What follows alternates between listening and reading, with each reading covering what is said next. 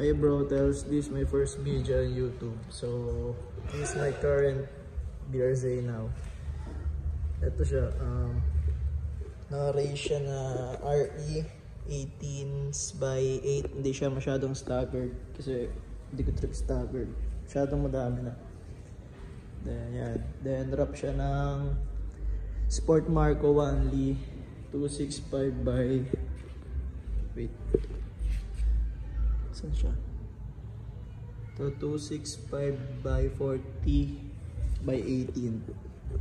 So, ayun siya. Nakakits ako, charge speed. And Seaboon hood.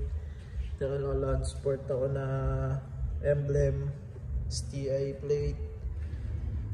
VLAN headlight. Tapos, ano pa ba? So, ayun lang. Then, onting detail sticker lang din.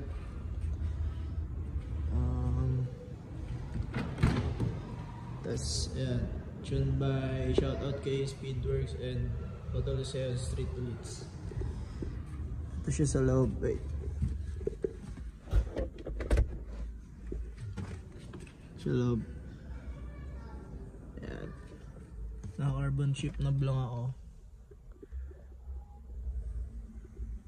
Ayan. Makalat pa eh. Tapos itong gauge siya, tanggalin ko yan. Hindi siya. Papalit ako OFC gauge. Para mas solid. Tapos naka-Android unit ako. Tapos, ayun lang.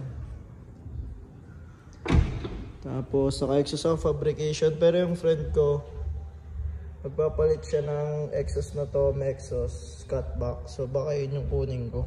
Sana this year, makuha ko na siya. Tapos, yung wing, kaya siyang walang wing. Kasi order pa ako ng wing. Yun, pauwi pa lang siya this January. First week of January, varis wing, tsaka trunk na carbon. Tapos, pagod ah. Diba? Ayun lang, ito yung tsura niya ngayon. Stock pa siya. Pero ano na ako, intake na din. Saka PMU ako na brake fluid. Ayan siya. Sa malayuan. Yan siya ngayon. Update ko kayo sa mga upgrades ko dito. Kasi madami pa akong mga parts na padating na hindi pa dumadating. So sana gusto ko i-update kayo para may alam din. Yung mga wala pa masyadong alam sa BRZ din. Sa Subi, sa Toyota 86. Yan. Dito nyo makikita sa channel ko lang. So yan. Tapos naka-stock suspension pa pala ako. Pero naka-spring ako, tailwind spring.